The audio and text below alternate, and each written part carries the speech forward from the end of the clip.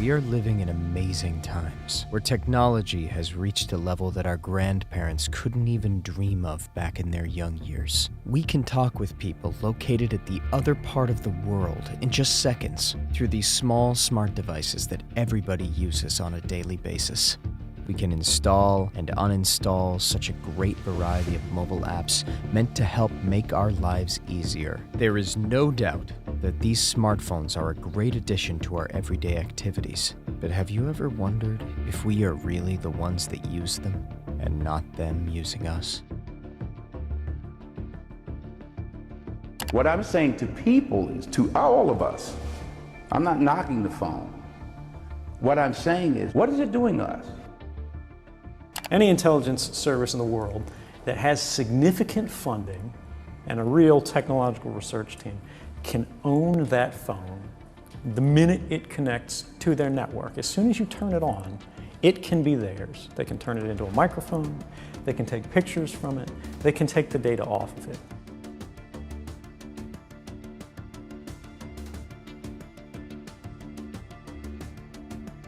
We are living through times where surveillance practices have become extremely unethical. No matter if you turn it off, no matter if you put it on airplane mode, it seems that your smartphone continues to work as if still being on, recording every movement that you make. Once you start using a smartphone, you become a part of this surveillance game. While many believe that only our data is being exploited, the fact of the matter is that the ones being actually exploited are us, the people. The process of surveillance that many of the mobile carriers are using is based on the usage of the International Mobile Equipment Identity, known as IMEI, and the International Mobile Subscriber Identity, known as IMSI. These are codes that help determine every single movement that you make whenever you have your phone near you.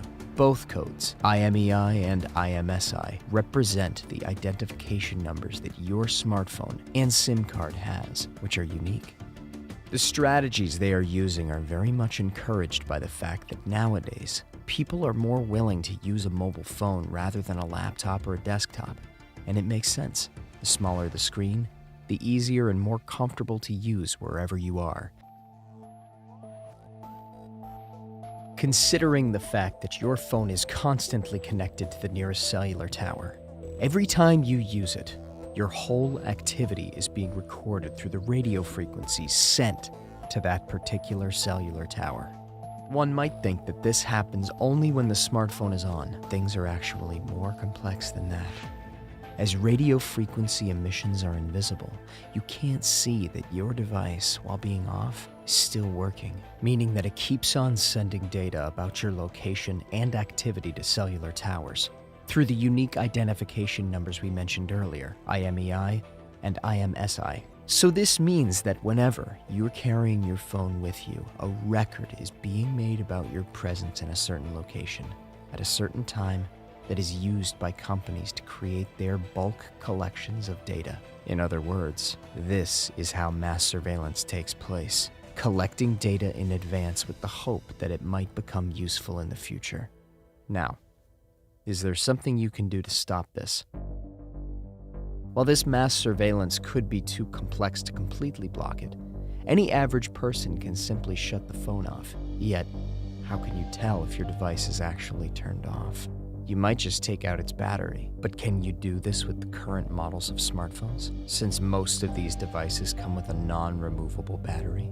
Another approach to the issue could be to make the effort to try and diminish as much as possible the damage that this mass surveillance could cause you.